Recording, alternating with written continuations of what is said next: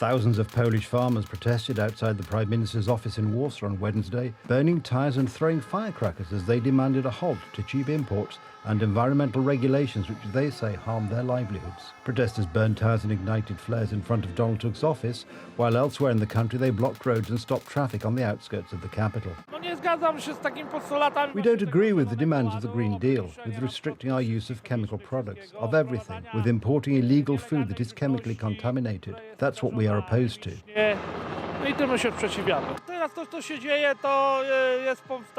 What is happening now is a tragedy. Our wheat and other products, the prices as they were 30 years ago remain the same and the costs keep rising.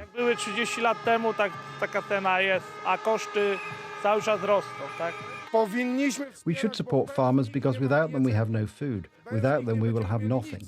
Farmers across the European Union have been calling for changes to restrictions placed on them by the bloc's Green Deal plan to tackle climate change and for customs duties on imports of agricultural products from Ukraine that were waived after Russia's invasion to be reimposed. The farmers are now backed by Poland's biggest labour union, NSZZ Solidarity, as well as hunters and forestry workers. Sweden joined NATO in Washington on Thursday, 2 years after Russia's invasion of Ukraine forced it to rethink its national security policy and to decide that support for the alliance was the Scandinavian nation's best guarantee of safety. Swedish Prime Minister Ulf Kristersson handed over the final documentation to the United States government on Thursday, the last step in a drawn-out process to secure the backing of all members to join the military alliance. I think it's, that they had to come somehow with this situation in the world and in Europe. And as the grandchild of people coming from Estonia and Denmark during World War II, I have it in my genes, kind of. So I think it's for the best, but we don't know what's coming. So a bit worried maybe as well. I remember distinctly a couple of years ago where I was really against Sweden joining NATO because I'm for this neutrality policy that we have, but now I believe it's really important that we actually, I guess we had to take a stance really, and I'm happy that we actually did, and that we are, I wouldn't maybe safeguarded by NATO, because the tension with Russia has been growing for a couple of years, and Putin makes some kind of remarks here and there commenting about how he will take action. So it feels really nice to have the entire NATO that stands behind us. For NATO, the accession of Sweden and Finland, which shares a 1,340-kilometre border with Russia, are the most significant additions in decades. It is also a blow for Russian President Vladimir Putin, who has sought to prevent any further strengthening of the alliance. Sweden will benefit from the alliance's common defence guarantee, under which an attack on one member is regarded as an attack on all. I think that's feel much safer now. Before we was outside and feel a little bit alone. Now it's safer. For me it's safer because we are neighbor of Russia, Finland between, but we need it. I think that's the threat from the Russia, it's going to be more or less now. That's my thought. The Nordic country would add cutting-edge submarines and a sizable fleet of domestically produced Gripen fighter jets to NATO's forces and be a crucial link between the Atlantic and the Baltic. While Stockholm has been drawing ever closer to NATO over the last 2 decades, membership marks a clear break with the past, when for more than 200 years Sweden avoided military alliances and adopted a neutral stance in times of war. As recently as 2021, its defence minister had rejected NATO membership, only for the then Social Democrat government to apply alongside neighbour Finland just a few months later. Russia has threatened to take unspecified political and military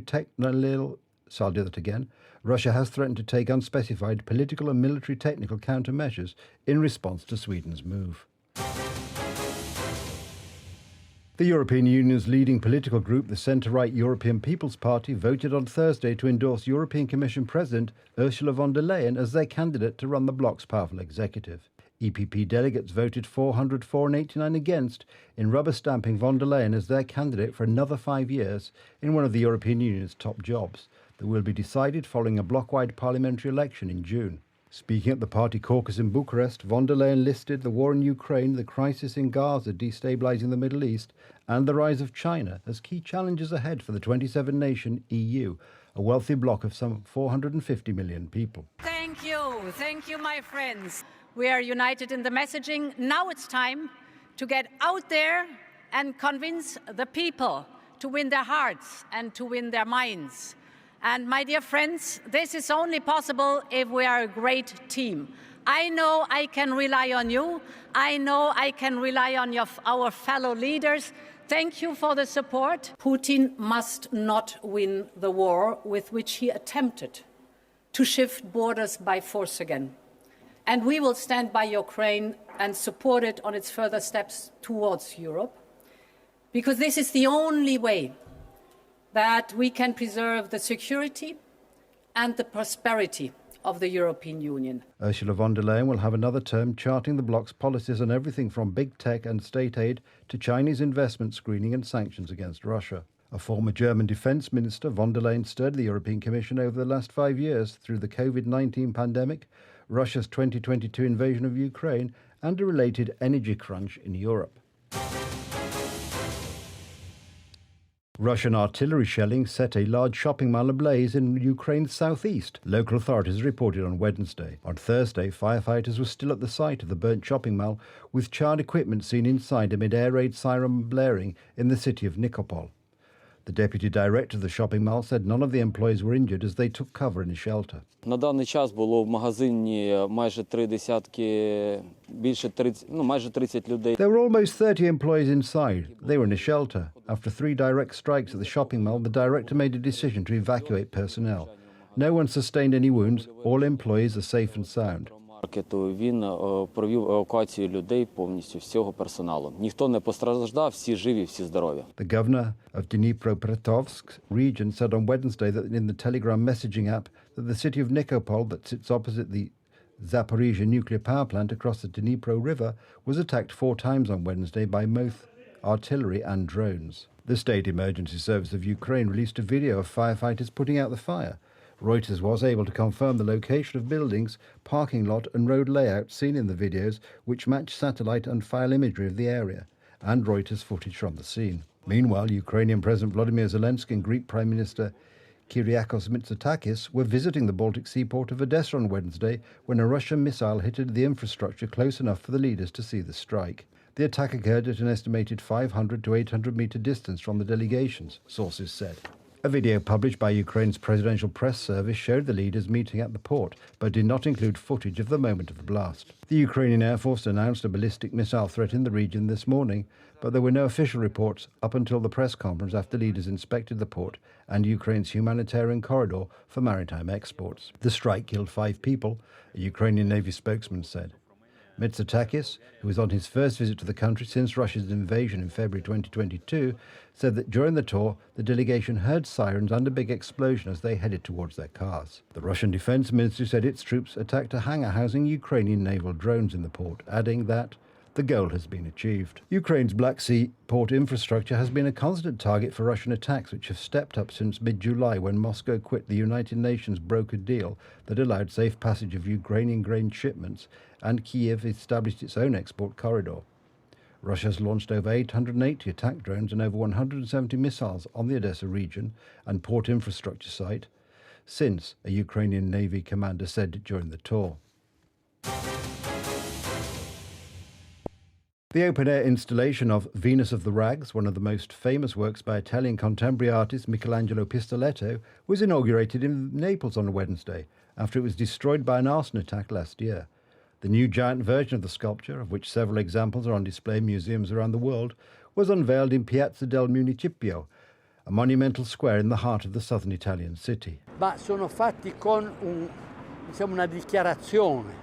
Every act of vandalism is an advertisement of a statement, but there was no statement. This was a person with personal problems that are both individual, but also a reflection of the situation in society. Della situazione della società. La vocazione dell'opera è molto. The vocation of the work is very strong. Its vision is impactful because Venus is hidden, and you have to walk around to understand it and make an impact on society and the city. It's very beautiful. Quindi molto bella. Fa riflettere sulla situazione attuale, insomma. It makes you think about the current situation, and also in a city like Naples. It gives a very strong image. Molto forte, insomma. The new version is made of fireproof material. The original Venus of the Rags was created in 1967, and various versions are on display in museums across Europe, including the Tate Gallery in Liverpool and Northern England.